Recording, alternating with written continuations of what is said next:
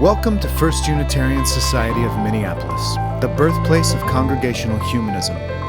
We carry on that tradition of free thought today, dedicated to promoting a free search for truth, meaning, and justice. Our web address is firstunitarian.org. Thank you for joining us.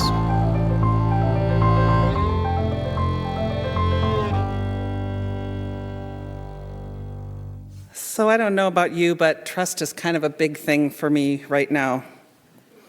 Every time I turn around, everyone I talk to, every podcast or news story, I think about trust.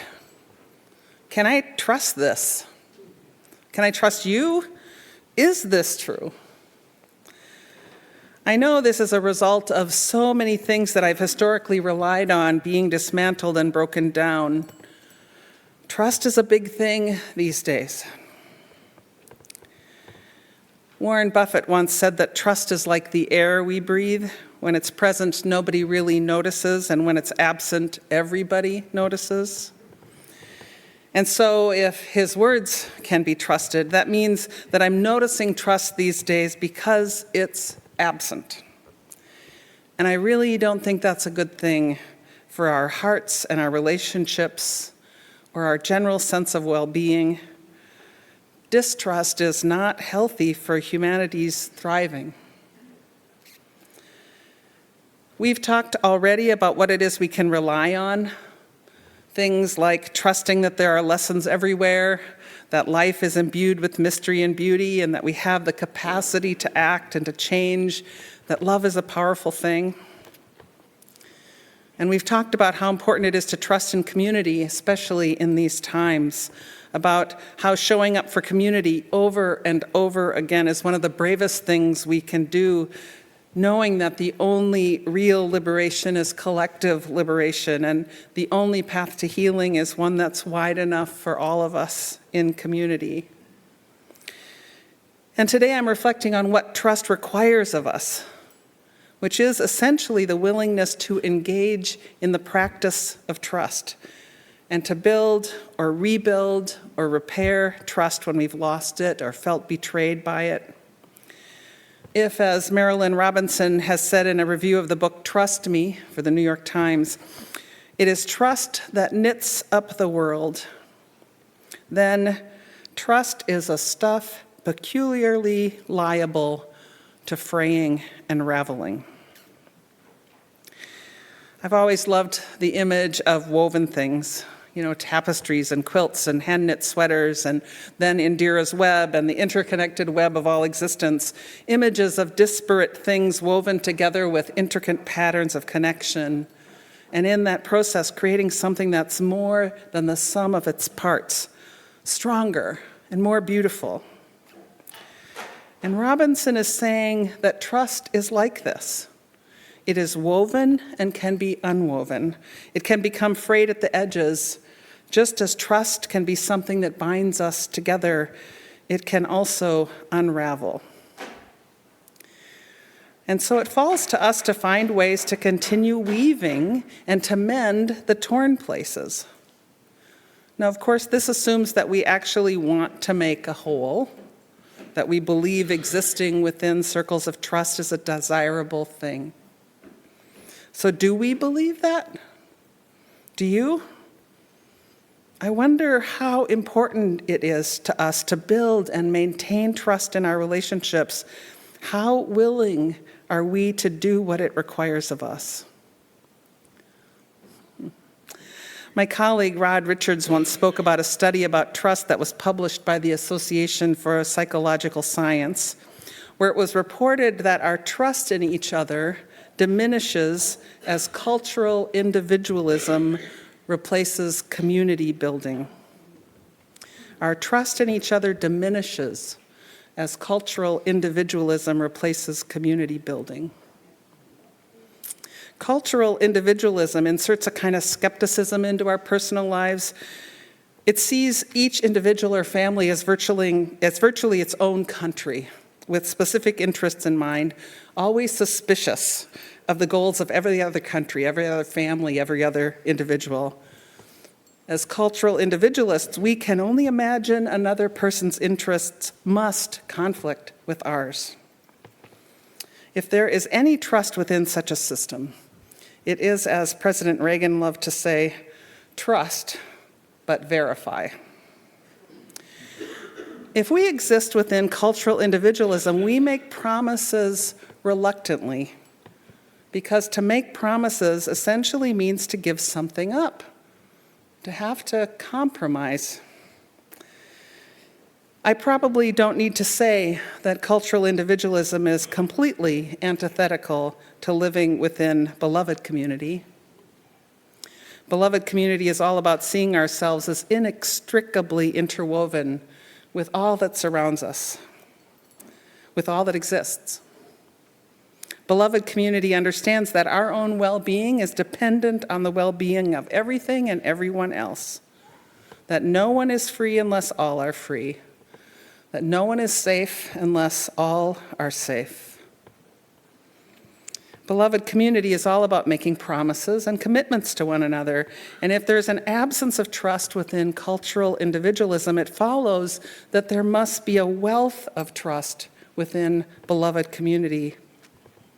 Rather than trust but verify, within beloved community, we must say, trust even when.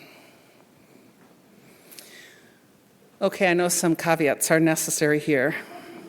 There are people and relationships and situations that are not trustworthy, and no one need privilege trust over safety or over a need to prevent violence or harm. So please hear that. Not everything is trustworthy. Yet still, I know there are times, because I've experienced them, when knee-jerk distrust shows up, when we enter pre-offended and predisposed to find the places where errors or mistakes have been made.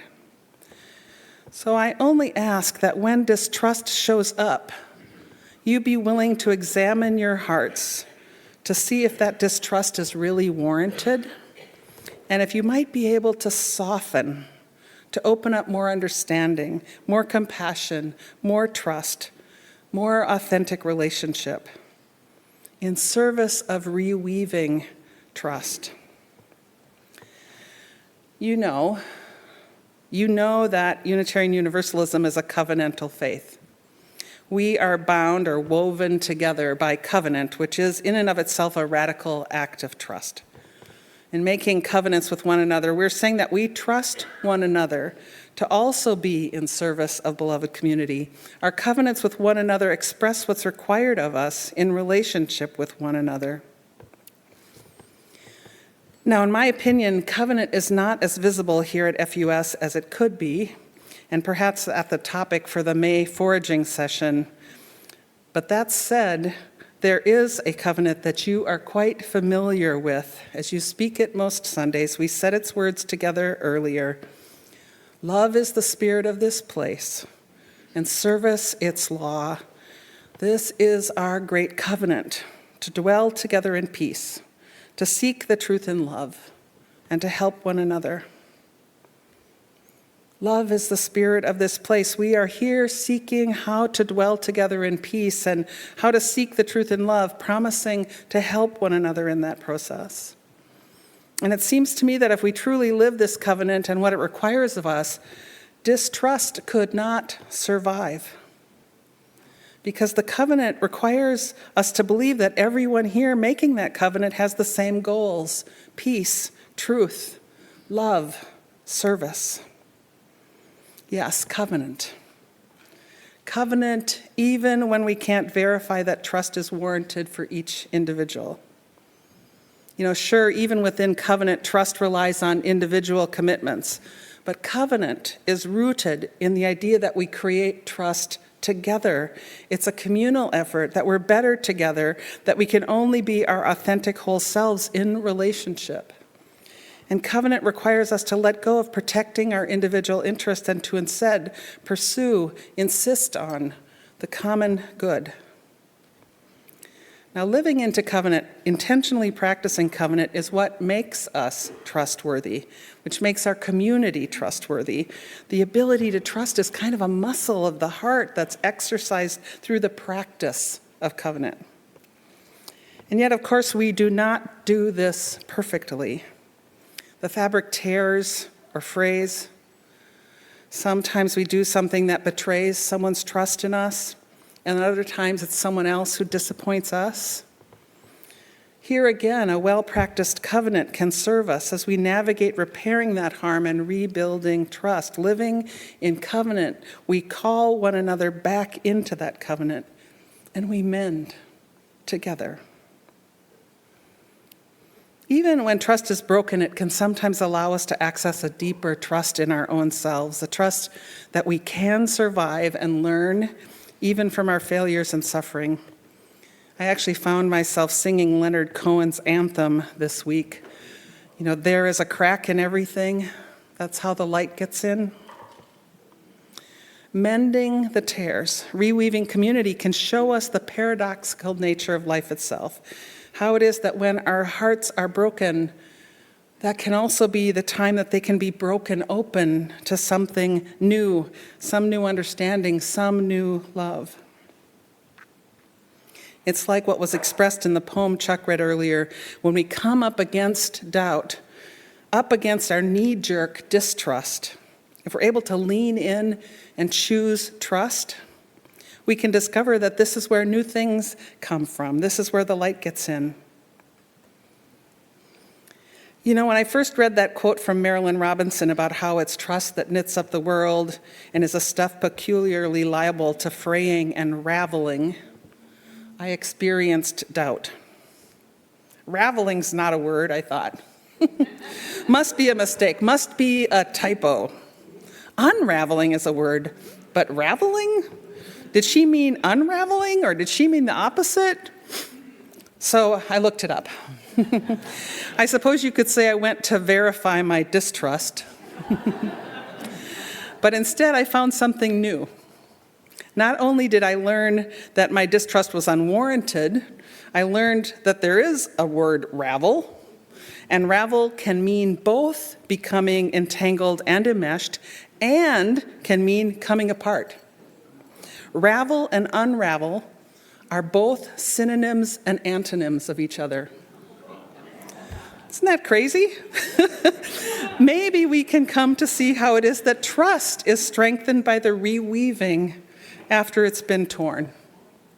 Maybe the commitment to knit together our individual threads exposes us to vulnerabilities of unraveling, even as it ensures that we can become more deeply connected to one another. In these times, 3 words that must now be the most uttered phrase anywhere.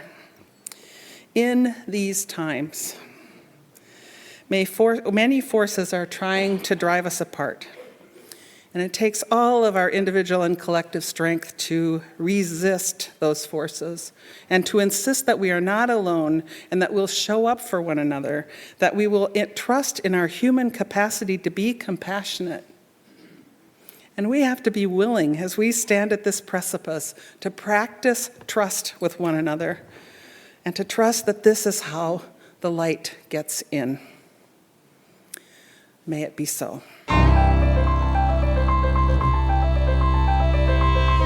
Thanks for listening. You can find much more about humanism and what's happening at First Unitarian Society of Minneapolis by visiting our website at firstunitarian.org.